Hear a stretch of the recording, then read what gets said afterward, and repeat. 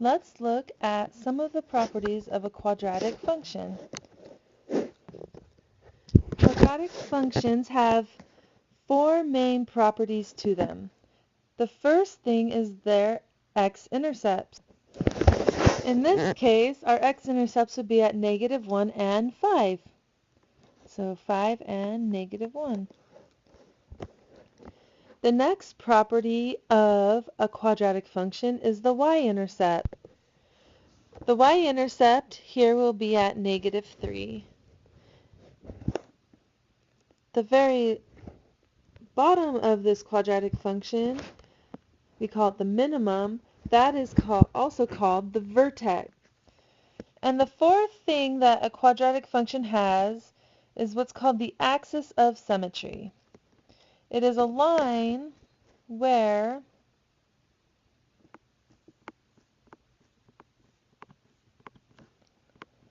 the quadratic function is reflected over itself. All quadratic functions will be reflected over themselves at some line. In this case, well, in all cases of quadratic functions, it will be at x equals whatever the x value is of your vertex. Let's go over the steps for how to graph a quadratic function. So the first step would be to find the x-intercepts by plugging 0 in for y and solving the quadratic equation for x. So what we do, you just put 0 in for the opposite value of the intercept you're finding. So 0 will go in for y. We have x squared minus 4x plus 3. And if we factor that, we get x minus 3, x minus 1. So our x-intercepts are 1 and 3. Alright, so step 2 will be to find the y-intercept by plugging 0 in for x and solve for y. It's very important to know that when you are doing step 2, you have to work with whatever the original equation was. So we're going to go here, y equals, and we're going to plug 0 in for all of the x's.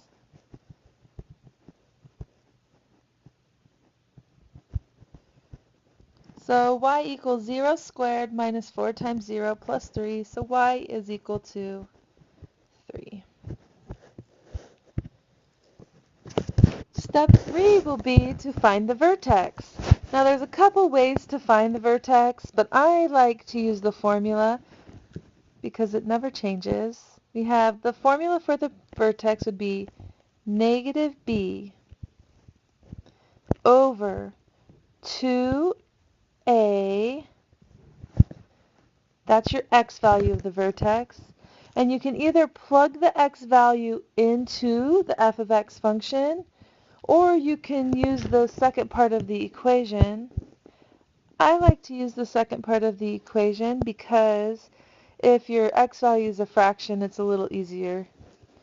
So the y value of the vertex would be the c value minus b squared all over 2, that's a 4, sorry, 4a.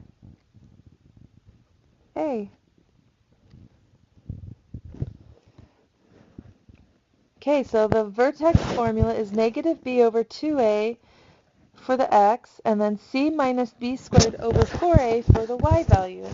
So our a here will be 1, b will be -4, and c will be 3.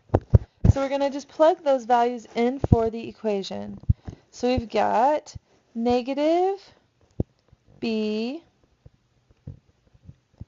all over 2 times a, and then we have c minus b squared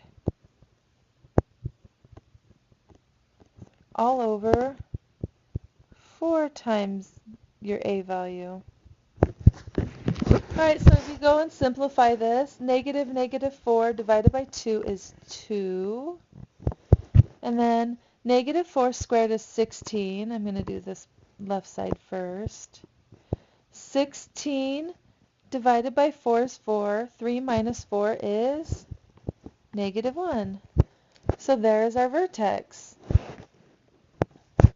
Now the last step here would be to plot the X-intercept, the Y-intercept, and the vertex on a coordinate system.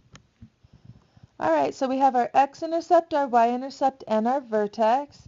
So let's go and put those on a coordinate system. Okay, so our X-intercepts are at 1 and 3.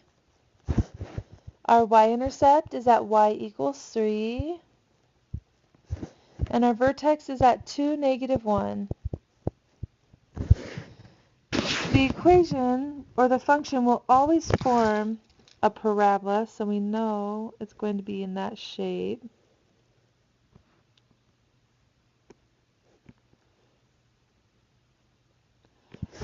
There is our quadratic function. Now some properties about the quadratic function really quick are you can find the domain of any quadratic function is all real numbers, so we can just write negative infinity to infinity. The range is either going to have a starting or stopping point at the y value of the vertex. So in this case we have nothing until we get to negative 1. So the range is going to be negative 1 to infinity. And then the last thing is the axis of symmetry.